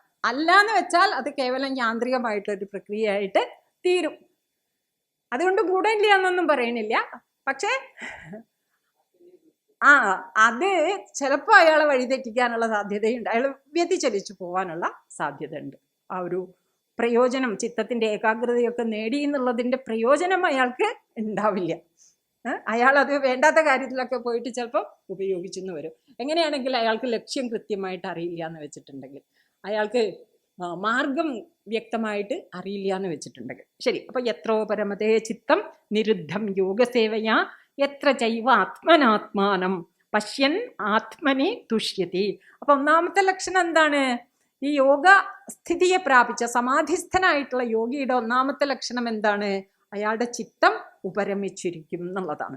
രണ്ടാമത്തെ ലക്ഷണം പറയാണ് എത്ര ചൈവ ആത്മനാ ആത്മാനം പശ്യൻ ആത്മനി തുഷ്യതി. ആത്മനാ ആത്മാനം പശ്യൻ ആത്മനി തുഷ്യതി.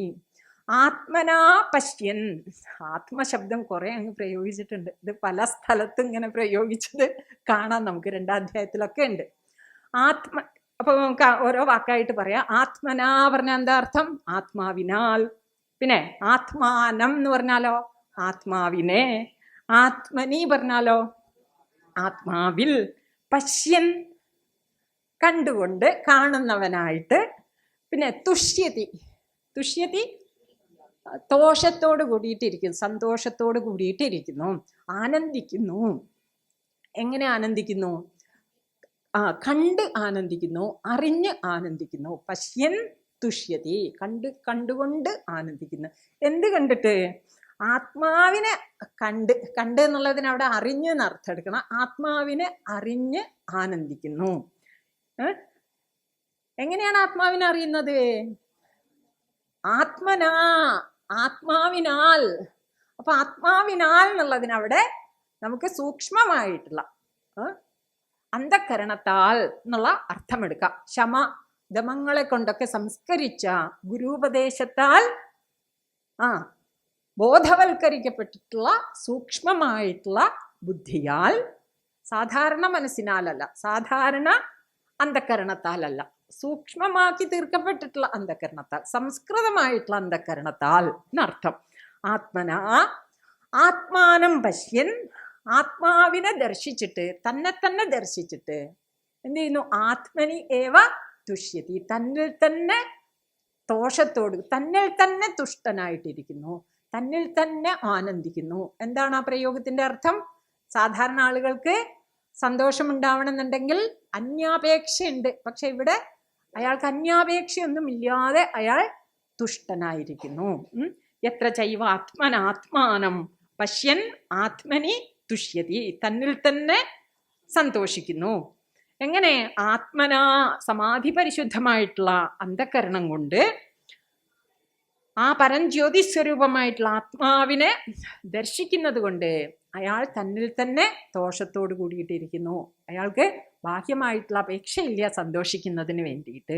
മാത്രമല്ല അടുത്ത ലക്ഷണം എന്താണ്? അപ്പൊ ഒന്നാമത്തെ ലക്ഷണം ചിത്തോപരമം, രണ്ടാമത്തെ ലക്ഷണം ആത്മതുഷ്ടി, അന്യനിരപേക്ഷമായിട്ട് സന്തോഷത്തോടു കൂടിയിരിക്കുന്നു എന്നുള്ളതാണ് രണ്ടാമത്തെ ലക്ഷണം. മൂന്നാമത്തെ ലക്ഷണം 3, 4 അടുത്ത ശ്ലോകം. സുഖമാത്യന്തികം യത്തത് ബുദ്ധിഗ്രാഹ്യമതീന്ദ്രിയം വേത്തി യത്ര ന ചൈവായം സ്ഥിതശ്ചലതി തത്വതഃ. സുഖം ആത്യന്തികം യത് തത് ബുദ്ധിഗ്രാഹ്യം അതീന്ദ്രിയം യത്ര അയം വേത്തി. ഈ സാധകൻ, ഈ സമാധി അഭ്യസിക്കുന്ന സാധകൻ എന്ത് ചെയ്യുന്നു? അറിയുന്നു. വേത്തി പറഞ്ഞ എന്താണ്? അറിയുന്നു. എന്തിനെ അറിയുന്നു? ആത്യന്തികം സുഖം, ആത്യന്തികമായിട്ടുള്ള സുഖം. ആത്യന്തികമായിട്ടുള്ള സുഖം പറഞ്ഞാൽ വന്നു പോകുന്നതല്ല എന്നർത്ഥം. ബാക്കി എല്ലാ സുഖങ്ങളും വന്നു പോകുന്ന സുഖങ്ങളാണ്. പക്ഷെ ഇത് നിരുപാധികമായിട്ടുള്ളതാണ്. വരവോ പോക്കോ ഇല്ലാത്ത പൂർണ്ണമായിട്ടുള്ള സുഖമാണ് ആത്യന്തികമായിട്ടുള്ള സുഖം. സുഖം ആത്യന്തികം അനന്തമായിട്ടുള്ള സുഖം എന്നാണ് ശങ്കരാചാര്യ സ്വാമികൾ ഭാഷ്യത്തിൽ പറയുന്നത്. ആത്യന്തികം എന്താണ്? അനന്തമായിട്ടുള്ള സുഖം. അതെവിടെ മാത്രമേ ഉള്ളൂ? ഭൂമാവൈ സുഖം എന്നാണ്. നാൽപ്പേ സുഖമസ്തി എന്നാണ് ഉപദേശം ഉപനിഷത്ത്. നാൽപ്പേ സുഖമസ്തി, അല്പമായതിൽ, ദേശകാല പരിമിതമായിട്ടുള്ളതിലൊന്നിലും സുഖമില്ല. പിന്നെ എവിടെയാ സുഖമുള്ളത്? ഭൂമാവിലാണ്. ഏറ്റവും പൂർണ്ണമായി, ഏറ്റവും വലുത് എന്ന് വെച്ചാൽ പൂർണ്ണത്വത്തിലെ സുഖമുള്ളൂ. ഇവിടെ സുഖം പറഞ്ഞ പോരാ, ആനന്ദം എന്ന് പറയാം. ഇതാണ് ആനന്ദം. ബാക്കിയൊക്കെ വന്നു പോകുന്നതൊക്കെ സുഖം. അപ്പൊ ഇവിടെ ആത്യന്തിക സുഖം എന്ന് പറഞ്ഞ ആനന്ദം, അന്യ അപേക്ഷയില്ലാത്ത സുഖം, സ്വരൂപഭൂതമായിട്ടുള്ള സുഖം. ബാക്കിയൊക്കെ വരും പോവുകയും ചെയ്യും. ഇത് സ്വരൂപഭൂതമായിട്ടുള്ള സുഖമാണ്. നമ്മുടെയൊക്കെ സുഖം അല്ല, നമ്മുടെയൊക്കെ സ്വരൂപം അപ്പൊ എന്താണ്? ആനന്ദ സ്വരൂപമാണ് എന്നുള്ളതാണ്. ആത്മാവിനെ അറിഞ്ഞാൽ എന്താ പ്രയോജനം? പിന്നെ ആനന്ദമേ ഉള്ളൂ. ആത്യന്തികമായിട്ടുള്ള സുഖമാണ് പിന്നെ ആൾക്ക് ഉണ്ടാവുന്നത്. ലോകത്തിൽ പലതും വരെയും പോവുകയൊക്കെ ചെയ്യും. പക്ഷെ ഇയാളുടെ സുഖത്തിന് ഒരു വിധത്തിലുള്ള പരിമിതിയുമില്ല. ആത്യന്തികമായിട്ടുള്ള സുഖം. അത് എങ്ങനെ അറിയുന്നു? ബുദ്ധിഗ്രാഹ്യം അതീന്ദ്രിയം എന്നും കൂടി വിശേഷിപ്പിക്കുന്നുണ്ട് ആ സുഖത്തെ. ആ സുഖം എങ്ങനെയുള്ളതാണ്? അതീന്ദ്രിയമായിട്ടുള്ളതാണ്, ഇന്ദ്രിയജന്യമായിട്ടുള്ളതല്ല. അതീന്ദ്രിയം എന്ന് പറഞ്ഞാൽ സുഖം തന്നെ 2 വിധത്തിൽ നമുക്ക് പറയാം. ഒന്ന് ഇന്ദ്രിയജന്യമായിട്ടുള്ള സുഖം. എല്ലാ ലൗകിക വിഷയങ്ങളെ അനുഭവിക്കുമ്പോഴും നമുക്ക് കിട്ടുന്ന സുഖം എന്താണ്? ഇന്ദ്രിയജന്യമായിട്ട്, ഇന്ദ്രിയ വിഷയ സംസർഗത്തിലൂടെ നമുക്ക് നേടാൻ പറ്റുന്ന സുഖമാണ്. പക്ഷെ അങ്ങനെയുള്ള ഒരു സുഖമല്ല ഇത്. പിന്നെ എങ്ങനത്തെ സുഖമാണ്? ഇന്ദ്രിയങ്ങളുടെ അപേക്ഷ ഇല്ലാത്ത സുഖമാണ്, അതീന്ദ്രിയമായിട്ടുള്ളതാണ്. ഇന്ദ്രിയങ്ങൾക്ക് അതീതം, ഇന്ദ്രിയങ്ങൾക്ക് പ്രവേശമില്ലാത്തതാണ്. ഇന്ദ്രിയ അപേക്ഷയില്ല, ഇന്ദ്രിയങ്ങൾക്കൊട്ട് അറിയാനും സാധിക്കുന്നില്ല. അങ്ങനെയുള്ള സുഖമാണ്. അതേതാണ് ആ സുഖം? ഇന്ദ്രിയങ്ങൾക്ക് പ്രവേശമില്ലാത്ത, ഇനി മനസ്സിന് പോലും പ്രവേശമില്ലാത്ത, ആ ഒരു സ്വരൂപം തന്നെയാണ് ഇവിടെ ഏറ്റവും പരമമായിട്ടുള്ള സുഖസ്വരൂപമായിട്ടുള്ളത്. നമ്മുടെ തന്നെ സ്വരൂപമാണ്. നമ്മുടെ തന്നെ സ്വരൂപം എന്താണ്? സുഖസ്വരൂപമാണ്. അതുകൊണ്ട് അത് അതീന്ദ്രിയമാണ്. ഇന്ദ്രിയങ്ങൾക്കൊന്നും തന്നെ സ്വരൂപത്തിലേക്ക് പ്രവേശമില്ല. ഇന്ദ്രിയങ്ങളൊക്കെ എവിടെ വരെ എത്തുന്നുള്ളൂ? എവിടെ വരെയാണ്? ബാഹ്യ വിഷയങ്ങളെ അറിയിക്കുക എന്നുള്ള ധർമ്മം മാത്രമാണ് ഇന്ദ്രിയങ്ങൾക്ക് സാധിക്കുക. മനസ്സിനും അതായത് അസംസ്കൃതമായിട്ടുള്ള വിഷയ സംസ്കാരത്തോട് കൂടിയിട്ടുള്ള മനസ്സിനും ആത്മതത്വത്തിലേക്ക് പ്രവേശമില്ല. എന്നാൽ ഏത് മനസ്സാണ് നിരന്തരമായിട്ടുള്ള സാധന കൊണ്ട്, മനസ്സ് പറയുമ്പോൾ അന്ധകരണം എന്ന് അർത്ഥം എടുക്കുക, സാധാരണ മനസ്സെന്നുള്ള അർത്ഥത്തിലല്ല, സങ്കല്പ വികല്പാത്മകമായിട്ടുള്ള മനസ്സെന്നുള്ള അർത്ഥത്തിലല്ല. പിന്നെയോ ആ ഒരു അന്ധകരണം എപ്പോഴാണോ നിരന്തരമായിട്ടുള്ള സാധനയിലൂടെ സംസ്കരിക്കപ്പെടുന്നത്, അങ്ങനെ സംസ്കരിക്കപ്പെടുമ്പോൾ നമ്മുടെ സ്വരൂപത്തിലേക്ക് അതിന് പ്രവേശിക്കാനുള്ള സൂക്ഷ്മത കൈവരും. നേരത്തെ അത് സൂചിപ്പിച്ചു. ഇന്ദ്രിയ മനോബുദ്ധികൾക്കൊക്കെ സാക്ഷിയായിട്ട് നിൽക്കുന്ന സ്വരൂപമാണ് ഞാൻ. അറിയാനുള്ള ഒരു കഴിവ് ആ സൂക്ഷ്മ ബുദ്ധിക്ക് കൈവരും. അതുകൊണ്ടാണ് അതിനെ ബുദ്ധിഗ്രാഹ്യം എന്ന് പറഞ്ഞു. ബുദ്ധിജന്യമല്ല, ബുദ്ധിഗ്രാഹ്യം. സൂക്ഷ്മ ബുദ്ധി കൊണ്ട് ഗ്രഹിക്കാവുന്നതാണ്. അത്യന്തം സൂക്ഷ്മമാക്കപ്പെട്ടിട്ടുള്ള, അത്യന്തം സംസ്കരിക്കപ്പെട്ടിട്ടുള്ള, അത്യന്തം ബോധിപ്പിക്കപ്പെട്ടിട്ടുള്ള, ഗുരുമുഖത്ത് നിന്ന് ബോധിപ്പിക്കപ്പെട്ടിട്ടുള്ള ബുദ്ധി കൊണ്ട് ഗ്രഹിക്കാവുന്നതാണ്. അപ്പൊ ബുദ്ധിക്ക് പ്രവൃത്തി ഉണ്ടോ ചോദിച്ചാൽ പ്രവൃത്തി ഉണ്ട്. ബുദ്ധി തീരെ ആവശ്യമില്ല എന്നല്ല, ബുദ്ധി ആവശ്യമാണ്. കാരണം ആ ബുദ്ധിയെ സൂക്ഷ്മമാക്കിയിട്ട് ആ ബുദ്ധി കൊണ്ട് വേണം ആത്മതത്വത്തെ അറിയാനായിട്ട്. എന്നാൽ ബുദ്ധിജന്യമൊട്ട് അല്ല താനും. അതാണ് ബുദ്ധിഗ്രാഹ്യം എന്ന് പറഞ്ഞിരിക്കുന്നത്. അതീന്ദ്രിയമായിട്ടുള്ള സുഖം. ഇന്ദ്രിയജന്യമായിട്ടുള്ളതാണെങ്കിൽ അത് താൽക്കാലികമായിരിക്കും. അതിന് ആത്യന്തികം എന്ന് പറയാൻ പറ്റില്ല. അത് വരെയും പോവുകയും ചെയ്യുന്നതായിരിക്കും. പക്ഷെ ഇതെന്താണ്? ബുദ്ധിജന്യമല്ല, സ്വരൂപഭൂതമായിട്ടുള്ളതാണ്. അതിനെ തിരിച്ചറിയാൻ വേണ്ടിയിട്ട് മാത്രമാണ് ബുദ്ധിയുടെ അപേക്ഷ നമുക്കുള്ളത്. സുഖം ആത്യന്തികം യത്തത് ബുദ്ധിഗ്രാഹ്യം അതീന്ദ്രിയം. ഇതാണ് ആത്യന്തികമായിട്ടുള്ള ആ ഒരു സുഖഭാവമാണ് മൂന്നാമത്തെ ലക്ഷണമായിട്ട് നമ്മൾ മനസ്സിലാക്കുന്നത്. പിന്നെ അടുത്തെന്താ പറയുന്നത്? വേത്തി യത്ര ന ചൈവായം സ്ഥിതശ്ചലതി തത്വതഃ. ഈ ഒരു തൻ്റെ സ്വരൂപത്തെ അറിഞ്ഞു കഴിഞ്ഞാൽ, അല്ലെങ്കിൽ ആ സ്വരൂപത്തിൽ പ്രതിഷ്ഠിതമായി കഴിഞ്ഞാൽ, പിന്നെ അയാൾ വ്യതിചലിക്കുന്നില്ല. ആ ഒരു തത്വത്തിൽ നിന്നും പിന്നെ ഇളക്കം അയാൾക്ക് സംഭവിക്കുന്നില്ല. തത്വത്തിൽ നിന്നും ആ ഒരു ദുഃഖ നിവൃത്തി ഭാവത്തിൽ നിന്നും, അല്ലെങ്കിൽ ആ ഒരു ആത്മസ്ഥൈര്യത്തിൽ നിന്നും അയാൾക്ക് പിന്നെ ഇളക്കം സംഭവിക്കുന്നില്ല. വേത്തി എത്ര ന ചൈവായം സ്ഥിതശ്ചലതി തത്വതഃ. വേത്തി എന്നുള്ളത് മുൻ ശ്ലോകവുമായിട്ട്, മുൻ വരിയുമായിട്ട് ചേർത്ത് പറയണം. സുഖമാത്യന്തികം യത്തത് ബുദ്ധിഗ്രാഹ്യം അതീന്ദ്രിയം വേത്തി. ആ ആത്യന്തികമായിട്ടുള്ള ബുദ്ധിഗ്രാഹ്യവും അതീന്ദ്രിയവുമായിട്ടുള്ള ആ സുഖത്തെ അറിയുന്നു. അപ്പോൾ ആ ഒരു ആനന്ദത്തിൽ സ്ഥിതി ചെയ്യുന്നവനായിട്ട് തീരുന്നു ആര്? യോഗി. സമാധിസ്ഥനായിട്ടുള്ള യോഗിക്ക് എന്താണ് അടുത്ത ലക്ഷണം? അയാൾ ആത്യന്തികമായിട്ടുള്ള സുഖത്തെ പ്രാപിച്ചവനാണ്. അനുഭവിക്കുന്നവനാണെന്നുള്ള വാക്ക് ഇവിടെ പറയുന്നില്ല. കാരണം എന്താന്ന് വെച്ചാൽ, അനുഭവിക്കുക എന്ന് പറയുന്ന സമയത്ത് അതിനൊരു പരിമിതി ഉണ്ട് എന്നുള്ളത് കൊണ്ട്. അനുഭവിക്കണം എന്നുണ്ടെങ്കിൽ നമുക്കൊരു കരണത്തിന്റെ അപേക്ഷയുണ്ട്. പക്ഷെ ഇത് സ്വരൂപഭൂതമായിട്ടുള്ളതാണെന്നുള്ളത് കൊണ്ട് ഇവിടെ അനുഭവിക്കുന്നു എന്നുള്ള വാക്ക് നമുക്ക് സ്വീകാര്യമല്ല. മറിച്ച് അതുകൊണ്ടാണ് വേത്തി എന്ന് പറഞ്ഞിരിക്കുന്നത്, അറിയുന്നു എന്ന് പറഞ്ഞിരിക്കുന്നത്. അല്ലെങ്കിൽ അനുഭവിക്കുന്നു എന്നല്ലേ പറയണ്ട? ഒന്ന് ആലോചിച്ച് നോക്കൂ. സുഖം അനുഭവിക്കുന്നു എന്നാ പറയേണ്ടത്. പക്ഷെ ഇവിടെ ഭഗവാൻ ഉപയോഗിച്ച വാക്ക് വേത്തി, അറിയുന്നു എന്നുള്ളതാണ്. ആ സുഖസ്വരൂപമായിട്ട് തന്നെ അറിയലാണ് ഇവിടെ, അല്ലാതെ തന്നെ അനുഭവിക്കലല്ല. അനുഭവിക്കണം എന്ന് വെച്ചാൽ താൻ വേറെ വേണമല്ലോ. അങ്ങനെ മാറി നിന്ന് അനുഭവിക്കുകയാണെന്നുണ്ടെങ്കിൽ ആത്മാവ് എന്താണ്? ഒരു വിഷയമാണ്. അതുകൊണ്ട് ഭഗവാൻ വളരെ സൂക്ഷ്മമായിട്ട് തന്നെ നമ്മളോട് പറയുന്നു, വേത്തി, അറിയുന്നു. ആത്യന്തികമായിരിക്കുന്ന അതൊക്കെ സ്വരൂപത്തിലേക്കുള്ള സൂചനയാണ്. അവിടെ മാത്രമേ ഈ ആത്യന്തികമായിട്ടുള്ള സുഖമുള്ളൂ. ബുദ്ധിഗ്രാഹ്യം അതീന്ദ്രിയം വേത്തി. മാത്രമല്ല അതിൽ ആ ഒരു സ്വരൂപത്തിൽ ഉറച്ചു നിന്നാൽ പിന്നെ വ്യതിചലിക്കുന്നില്ല. ആ തത്വത്തിൽ നിന്നും ഒരിക്കൽ ആ ഒരു നിഷ്ഠ കൈവന്നു കഴിഞ്ഞാൽ, നിഷ്ഠ കൈവരുന്നിടത്തോളം വ്യതിചലിക്കാം, പക്ഷെ നിഷ്ഠ കൈവന്നു കഴിഞ്ഞാൽ പിന്നെ വ്യതിചലിക്കുന്നില്ല. സ്ഥിതശ്ചലതി തത്വതഃ ന ചലതി. ന മുന്നിലുണ്ട്, എത്ര സ്ഥിതഃ തത്വതഃ ന ചലതി. ഏതൊരു സ്വരൂപത്തിൽ സ്ഥിതനായാൽ പിന്നെ ആ തത്വത്തിൽ നിന്നും വ്യതിചലിക്കുന്നില്ലയോ. പിന്നെ യം ലബ്ധ്വാ ച അപരം ലാഭം മന്യതേനാധികം തതഃ. അടുത്ത ലക്ഷണം എന്താണ്? അടുത്ത ലക്ഷണം എന്താണ്? അയാൾ പൂർണ്ണ തൃപ്തനാണ്, പൂർണ്ണ തൃപ്തിയാണ്, കൃതാർത്ഥത, പൂർണ്ണ തൃപ്തിയാണ് അടുത്ത ലക്ഷണം.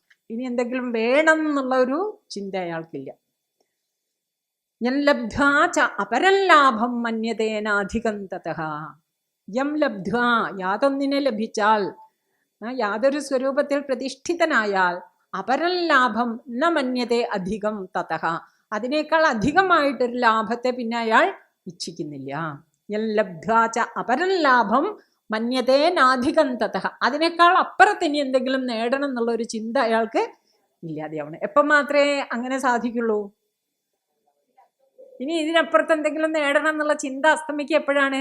സ്വയം പൂർണ്ണ സ്വരൂപ പൂർണ്ണത്വത്തെ പ്രാപിച്ചു കഴിഞ്ഞാൽ മാത്രമേ അത് സാധിക്കുള്ളൂ. അയാൾ പൂർണ്ണ സ്വരൂപനായിട്ട് ഭവിക്കുന്നു. ദേശകാല വസ്തുപരിമിതികൾക്കൊക്കെ അപ്പുറത്തുള്ള, അല്ലെങ്കിൽ ദേശകാലങ്ങളെ പോലും അധിഷ്ഠാനം ചെയ്തുകൊണ്ട് നിലകൊള്ളുന്ന സത്യസ്വരൂപമാണ് ഞാൻ, സർവാധിഷ്ഠാനമാണ് ഞാൻ, എന്നിൽ ഒരു വിധത്തിലുള്ള പരിമിതിയില്ല, പൂർണ്ണനാണ് ഞാൻ എന്നുള്ള തിരിച്ചറിവ് അയാൾക്ക് ഉണ്ടാവണോ. യം ലബ്ധ്വാ ചാപരം ലാഭം മന്യതേനാധികം തതഃ എന്നുള്ള വാക്യം അയാളുടെ ആ ഒരു പൂർണ്ണത്വത്തെ കുറിക്കുന്നതാണ്. അയാൾക്കിനി എന്തൊക്കെ വന്നു ചേർന്നാലും, എന്തൊക്കെ അയാളിൽ നിന്ന് എടുത്തു മാറ്റിയിട്ടുണ്ടെങ്കിലും അതൊന്നും തൻ്റെ ആ ഒരു ആനന്ദത്തിന് ഒരു വിധത്തിലുള്ള പരിമിതിയെയും ഉണ്ടാക്കണില്ല, ഏറ്റക്കുറച്ചിലുണ്ടാക്കണില്ല. ഇത് 2-ാം അധ്യായത്തിൽ പറഞ്ഞിട്ടുണ്ട്. ആപൂര്യമാണം അചലപ്രതിഷ്ഠം സമുദ്രമാപഃ പ്രവിശന്തി യദ്വത് തദ്വത് കാമായം പ്രവിശന്തി സർവേ സശാന്തിമാപ്നോതി ന കാമകാമീന്ന്. കടലിലേക്ക് വെള്ളം ഒഴുകി ചെന്നാലോ ഒഴുകി തിരിച്ചു പോയാലോ കടലിൻ്റെ പൂർണ്ണത്വത്തിന് ഇളക്കമുണ്ടാവണില്ല. അതുപോലെ ആത്മജ്ഞാനിയുടെ ആ പൂർണ്ണത്വത്തിനും ഒരു വിധത്തിലുള്ള ഏറ്റക്കുറച്ചിലും ഉണ്ടാക്കാൻ ലോകവിഷയങ്ങൾക്കൊന്നിനും സാധ്യമല്ല എന്നുള്ളത്. അപ്പോൾ ലബ്ധ, ഈ ഒരു ആത്മപ്രതിഷ്ഠ നേടിക്കഴിഞ്ഞാൽ അപരം ലാഭം അധികം ന മന്യത്തെ തതഃ, അതിനേക്കാൾ അധികമായിട്ടുള്ള ഒരു ലാഭം പിന്നീട് ഇച്ഛിക്കുന്നില്ല. എന്ന് മാത്രമല്ല സർവവിധത്തിലുള്ള ദുഃഖനിവൃത്തിയും ഈ ഒരു യോഗിക്ക് മാത്രം ഉള്ളതാണ്. സമാധിസ്ഥനായിട്ടുള്ള ഈ യോഗിയുടെ മറ്റൊരു ലക്ഷണം എന്താണ്? ആത്യന്തികമായിട്ടുള്ള ദുഃഖനിവൃത്തി, ആത്യന്തിക സുഖപ്രാപ്തി നേരത്തെ പറഞ്ഞു. അടുത്ത ലക്ഷണം എന്താണ്? ആത്യന്തികമായിട്ടുള്ള ദുഃഖനിവൃത്തി. പിന്നെ അയാളെ ദുഃഖിപ്പിക്കാൻ ലോകത്തിൽ ഒരു ശക്തിക്കും സാധ്യമല്ല. ലോകത്തിനപ്പുറത്ത് എന്തെങ്കിലും ശക്തി ഉണ്ടോ അയാളെ ദുഃഖിപ്പിക്കാൻ? അതുമില്ല. യസ്മിൻ സ്ഥിതഃ ന ദുഃഖേന ഗുരുണാ അപി. ഗുരുണാ ദുഃഖേന, ഗുരു പറഞ്ഞാൽ ഇവിടെ ഗുരു എന്നുള്ള അർത്ഥമില്ല. ഗുരുണാ ദുഃഖേന പറഞ്ഞാൽ വലിയ ദുഃഖം കൊണ്ടുപോലും. ഗുരുതരം എന്നൊക്കെ നമ്മൾ വാക്ക് മലയാളത്തിൽ പറയാറുണ്ടല്ലോ, ആ ഗുരുവാണ് ഇവിടെ. വലിയ ദുഃഖം കൊണ്ട് പോലും ഗുരുണാഭി ദുഃഖേന എന്ന് വെച്ചാൽ ലൗകികനായിട്ടുള്ള ഒരാൾക്ക് വലിയ ദുഃഖം എന്ന് തോന്നുന്ന ഒരു സാഹചര്യം വന്നാൽ പോലും ഈ ആത്മപ്രതിഷ്ഠിതനായിട്ടുള്ള ആൾക്ക് ഒരു വിധത്തിലുള്ള ചലനവും ഉണ്ടാവണില്ല. അയാളെ ചലിപ്പിക്കാൻ ഒന്നിനും സാധിക്കണില്ല. യസ്മിൻ സ്ഥിതഃ ന ദുഃഖേന ഗുരുണാ അപി. ഗുരുണാ ദുഃഖേനാപി, അത്യന്തം വലുതായിട്ടുള്ള ദുഃഖത്താൽ പോലും അയാൾ ഇളകുന്നില്ല. അപ്പൊ വേണമെങ്കിൽ ചോദിക്കാം, അയാൾക്ക് ദുഃഖം ഉണ്ടാവുമോ? അയാൾക്ക് ദുഃഖം ഉണ്ടാവും എന്നല്ല പറഞ്ഞതിനർത്ഥം. വലിയ ദുഃഖം കൊണ്ട് പോലും ഇളകുന്നില്ല എന്ന് പറഞ്ഞാൽ അയാൾ ദുഃഖത്തേക്ക് എങ്ങനെ കടിച്ചമർത്തി അതിനാലൊന്നും ഇളകാത്ത വിധത്തിൽ ഇരിക്കും എന്നുള്ള ഒരർത്ഥവും വേണമെങ്കിൽ പറയാം. അതല്ല, പിന്നെന്താണ്? ആ സാധാരണ ഒരാൾക്ക് ആ സാഹചര്യം വലിയ ദുഃഖത്തെ ഉണ്ടാക്കുന്നതായിരിക്കാം. പക്ഷേ തത്വജ്ഞാനിയായിട്ടുള്ള ഒരാളെ സംബന്ധിച്ചിടത്തോളം അത് അയാൾക്ക് പ്രകൃതിയുടെ ഭാഗമായിട്ട് കാണാനും അതിനാൽ സ്പർശിക്കപ്പെടുന്നില്ല താൻ അറിഞ്ഞ് സ്വസ്ഥനായിരിക്കാനും സാധിക്കുന്നുണ്ട്. ഗുരുണാപി ദുഃഖേന ന വിചാല്യതേ. ഇതാണ് യോഗം, യോഗിയുടെ സ്ഥിതി. എന്ത്? ദുഃഖ സംയോഗ വിയോഗം. തം വിദ്യാത് ദുഃഖ സംയോഗ വിയോഗം യോഗ സംജ്ഞിതം. യോഗം എന്ന് സംജ്ഞയുള്ള, യോഗം എന്ന് സംജ്ഞ നൽകപ്പെട്ടിരിക്കുന്നത് ഇതിനാണ്. ഏതിനാണ്? ഈ ദുഃഖ സംയോഗ വിയോഗത്തിനാണ് യോഗം എന്നുള്ള സംജ്ഞ നൽകപ്പെട്ടിരിക്കുന്നത്. യോഗം എന്നുള്ളതിന് വേറെ അർത്ഥം ഭഗവാൻ വേറെ സ്ഥലത്ത് 2-ാം അധ്യായത്തിൽ പറഞ്ഞിട്ടുണ്ട്. പക്ഷെ അതൊരു മാർഗതലത്തിൽ പറയപ്പെട്ടിട്ടുള്ളതാണ്. അതൊരു ആപേക്ഷികമായിട്ടുള്ള ദുഃഖനിവൃത്തിയാണ്, അല്ലെങ്കിൽ ആപേക്ഷികമായിട്ടുള്ള തലത്തിനാണ് ഭഗവാൻ അവിടെ യോഗത്തെ നിർവചിച്ചിരിക്കുന്നത്. സമത്വം യോഗ ഉച്യത്തെ എന്നുള്ള നിർവചനം. പിന്നെ യോഗ കർമ്മസു കൗശലം, കർമ്മസംബന്ധമായിട്ടുള്ള കൗശലമാണ് യോഗം എന്നും ഭഗവാൻ നിർവചിക്കുന്നുണ്ട്. പക്ഷെ അത് കർമ്മയോഗ സംബന്ധമായിട്ടുള്ള നിർവചനമാണ്. എന്നാൽ യോഗം എന്നുള്ള വാക്കിന് ആത്യന്തിക തലത്തിലും അർത്ഥം പറയാം. ആ അർത്ഥമാണ് ഇവിടെ പറഞ്ഞിരിക്കുന്നത്, ദുഃഖ സംയോഗ വിയോഗം എന്നുള്ളത്. അപ്പൊ ദുഃഖ സംയോഗത്തിലാണ് ഇപ്പോൾ ഉള്ളത്. നമ്മൾ നേരത്തെ പറഞ്ഞു അല്ലെ, നമുക്ക് ലക്ഷ്യത്തിലേക്ക് എത്താൻ, ദുഃഖ നിവൃത്തിയാകുന്ന ലക്ഷ്യത്തിലേക്ക് എത്താൻ എന്താ ചെയ്യേണ്ടത് ചോദിച്ചാൽ, അല്ലെങ്കിൽ ആ ഒരു പരമ പുരുഷാർത്ഥമാകുന്ന ആ ഒരു ലക്ഷ്യത്തിലേക്ക് നമുക്ക് ഉയരാൻ എന്താ ചെയ്യേണ്ടത് ചോദിച്ചാൽ, നമ്മൾ ഇനി എന്തെങ്കിലും ചെയ്തു കൂട്ടല്ല വേണ്ടത്. ഇപ്പോൾ ഉള്ള തെറ്റായ താതാത്മ്യങ്ങളെയൊക്കെ അഴിച്ചു മാറ്റുക എന്നുള്ളതാണ് നമ്മൾ വേണ്ടത്. ഇപ്പോൾ ഉള്ള നമ്മൾ അഡീഷണൽ ആയിട്ട് എന്തൊക്കെ നമ്മുടെ വ്യക്തിത്വത്തിൽ ചേർത്ത് വെച്ചിട്ടുണ്ടോ, അല്ലെങ്കിൽ നമ്മളുടെ ആ ഒരു സ്വരൂപത്തിലേക്ക് ചേർത്ത് വെച്ചിട്ടുണ്ടോ, അതിനെ മുഴുവനും അഴിച്ച് ഒഴിക്കുക എന്നുള്ളതാണ് ആവശ്യമായിട്ടുള്ളത്. അതാണ് ദുഃഖ സംയോഗ വിയോഗം എന്ന് പറഞ്ഞിരിക്കുന്നത്. ദുഃഖവുമായിട്ടാണ് ഇപ്പൊ സംയോഗം ഉണ്ടായിട്ടുള്ളത്. അതിൽ നിന്നും വിയോഗം സംഭവിക്കണം. എങ്ങനെ സംഭവിക്കും? എങ്ങനെയാണ് ദുഃഖ സംയോഗത്തിൽ നിന്നും? എന്താണ് ദുഃഖം? ഇവിടെ ശരീരവുമായിട്ടുള്ള താതാത്മ്യം, ഈ ബന്ധങ്ങള്, ഇതൊക്കെയാണ് ദുഃഖം. അതിൽ നിന്നും എങ്ങനെ നമുക്ക് വിമുക്തമാവാൻ സാധിക്കും? ആദ്യം ചിത്തത്തെ സ്വച്ഛമാക്കുക. സ്വച്ഛമാക്കിയിട്ട് കർമ്മയോഗ ഭാവനയിൽ ജീവിച്ചിട്ട് ചിത്തത്തെ സ്വച്ഛമാക്കുക. ഈശ്വരാർപ്പണ ഭാവനയോട് കൂടിയിട്ട് ലോകത്തിൽ ജീവിച്ച് ദുഃഖത്തെ പരമാവധി ഒഴിവാക്കുക. എല്ലാത്തിനും ഭഗവാന്റെ ആ ഒരു ഇച്ഛയാണെന്നുള്ള ഭാവം കൊണ്ടുവന്നിട്ട് ആ നിലയ്ക്ക് ദുഃഖത്തെ പ്രസാദ ഭാവന കൊണ്ട് അതിക്രമിക്കുക. ഈ പറഞ്ഞതുപോലെ ആത്യന്തിക തലത്തിലോ തൻ്റെ സ്വരൂപം പൂർണ്ണസ്വരൂപമാണ്. ഒരു വിധത്തിലുള്ള പരിമിതിയും ഇല്ലാത്തതാണ്. ഓരോ വിധത്തിലുള്ള ബാഹ്യമായിട്ടുള്ള സ്പന്ദനങ്ങളും തൻ്റെ സ്വരൂപത്തിൽ മാറ്റം ഉണ്ടാക്കണില്ല എന്നുള്ള തിരിച്ചറിവ് കൊണ്ട്, ആത്മജ്ഞാനം കൊണ്ടുള്ള ദുഃഖനിവൃത്തി. ആ ദുഃഖനിവൃത്തി എന്നുള്ളത് സ്വരൂപത്തെ അറിയൽ മാത്രമാണ്. മനസ്സിലായില്ലേ? ദുഃഖം എന്നുള്ളത് എന്താണ്? നമ്മൾ വരുത്തി വെച്ചിട്ടുള്ളതാണ്. എങ്ങനെ? അനാത്മതാതാത്മ്യം കൊണ്ട്.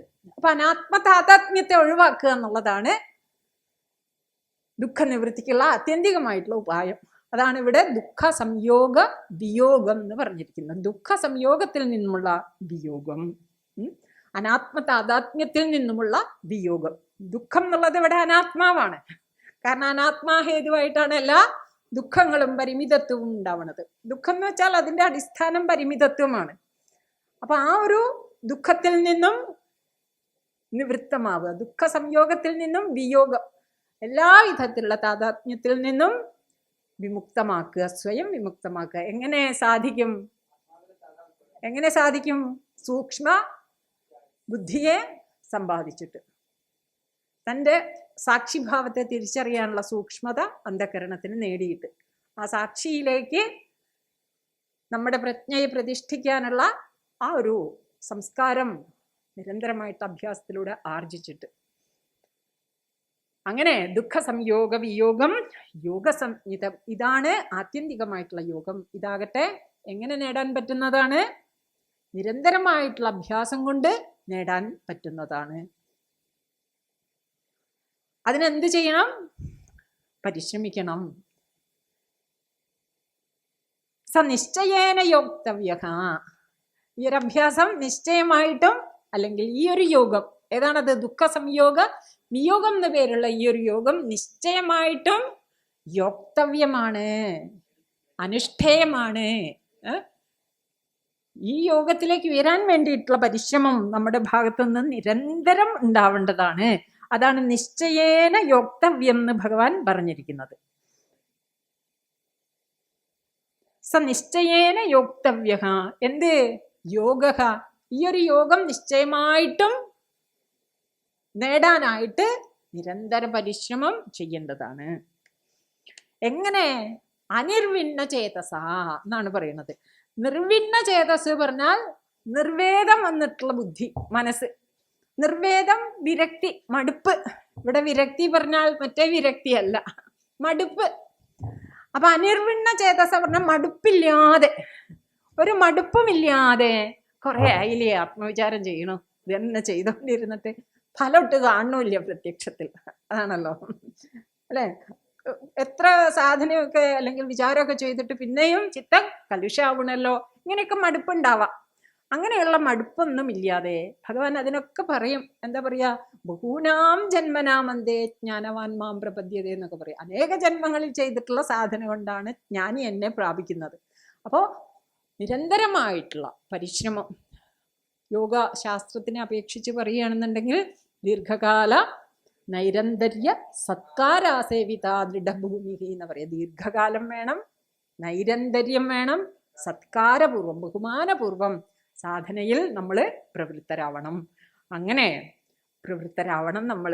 സ നിശ്ചയേന യോക്തവ്യോ യോഗ അനിർവിണ്ണ ചേതസ. നിർവേദം വരാത്ത എന്ന് വെച്ചാൽ മടുപ്പില്ലാത്ത ബുദ്ധിയോട് കൂടിയിട്ട് നമ്മൾ ഈ സാധനയിൽ നിരന്തരം പരിശ്രമിക്കേണ്ടതാണ്.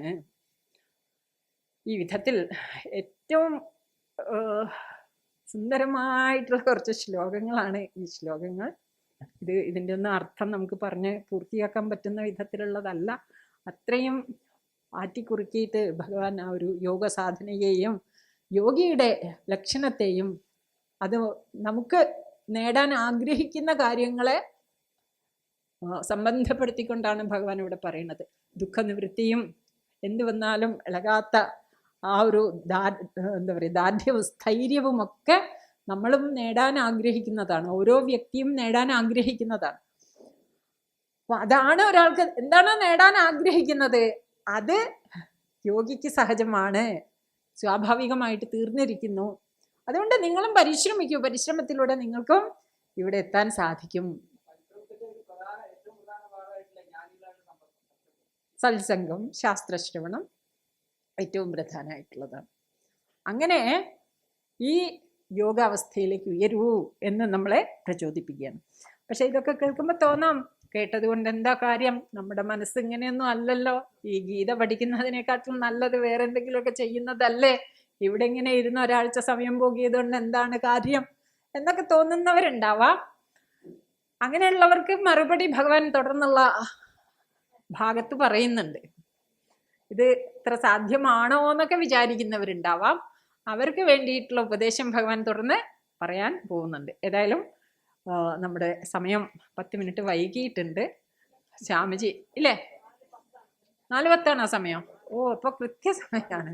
ഞാനിങ്ങനെ 4 മണിയായപ്പോൾ തൊട്ട് വിചാരിക്കുന്നുണ്ട് സമയമായല്ലോ എന്നുള്ളത്. അപ്പം എന്തായാലും ചുരുങ്ങിയ വിധത്തിലൊക്കെ പറഞ്ഞു. ഇത്ര വളരെ മനനം ചെയ്യേണ്ട ഭാഗങ്ങളാണ്. പിന്നെ ഒരു അധ്യായത്തിൻ്റെ പൂർണ്ണമായിട്ടുള്ള പഠനത്തിൻ്റെ ഇടയ്ക്ക് വരുന്ന ഒരു സെഷനാണല്ലോ നമ്മുടേത്. അതുകൊണ്ട് പൂർവാപരങ്ങൾ നമുക്ക് മറ്റ് ആചാര്യന്മാരിൽ നിന്നും ലഭിക്കുന്നുണ്ട് എന്നുള്ളത് കൊണ്ട് അതിൻ്റെ പൂർണ്ണ വ്യാപ്തിയിലേക്ക് നമ്മൾ പോയിട്ടില്ലെങ്കിലും താല്പര്യം ഗ്രഹിക്കാൻ നമുക്ക് സാധിക്കും. ഏതായാലും ഈ ശ്ലോകങ്ങൾ കാണാതെ പഠിക്കാൻ വേണ്ടിയിട്ട് പറയുകയാണ്. അത്രയും അഗാധമായിട്ടുള്ള ഒരു തലത്തിലേക്ക് നമ്മളെ കൊണ്ടുപോകാൻ പോന്നിട്ടുള്ള ശ്ലോകമാണ്. എനിക്ക് ഗീതയിലെ ഏറ്റവും ഇഷ്ടപ്പെട്ട കുറച്ച് ശ്ലോകങ്ങളിൽ, അങ്ങനെയൊന്നും പറയാൻ പാടില്ല, എല്ലാ ശ്ലോകവും ഒരുപോലെ ഇതാണ്, പക്ഷെ എന്നാലും ഏറ്റവും ഹൃദയത്തോട് ചേർന്ന് നിൽക്കുന്ന കുറച്ച് ശ്ലോകങ്ങളാണ് ഈ ശ്ലോകങ്ങൾ. പക്ഷേ അതിൻ്റെ പൂർണ്ണമായിട്ടുള്ള ഒരു അർത്ഥതലങ്ങളെ ഇവിടെ വേണ്ട പോലെ വ്യാഖ്യാനിക്കാൻ നമ്മുടെ സമയത്തിൻ്റെ പരിമിതിയും ഒക്കെ കൊണ്ട് അതിലേക്കൊന്നും പ്രവേശിച്ചു എന്ന് തോന്നുന്നില്ല. എന്നാലും ഒരുവിധമൊക്കെ അർത്ഥം പറഞ്ഞു എന്ന് വിചാരിക്കുന്നു. കാര്യം എന്തായാലും കുറച്ചൊക്കെ നിങ്ങൾക്ക് മനസ്സിലായിട്ടുണ്ടാവും എന്നാണ് വിചാരിക്കുന്നത്. അതാണല്ലോ പ്രധാനമായിട്ടുള്ളത് അല്ലേ? എന്തായാലും എല്ലാ അനുഗ്രഹവും ഉണ്ടാവാൻ വേണ്ടിയിട്ട് നമുക്ക് ഗുരുക്കന്മാരുടെ കൃപ ഉണ്ടാവട്ടെ. ആ ഒരു കൃപയ്ക്ക് വേണ്ടിയിട്ട് പ്രാർത്ഥിക്കാം. ഗുരുക്കന്മാരുടെ ഗുരുജനങ്ങളുടെ സ്വാമിജിയുടെ പാദങ്ങളിൽ സമർപ്പിച്ചുകൊണ്ട് നമുക്ക് നിർത്താം. ഓം കായേന വാചാ മനസേന്ദ്രിയേവാ ബുദ്ധ്യാത്മനാ വാ പ്രകൃതേ സ്വഭാവാത് കരോമി യത് സകലം പരസ്മൈ നാരായണായേതി സമർപ്പയാമി. ഓം ശാന്തി ശാന്തി ശാന്തി.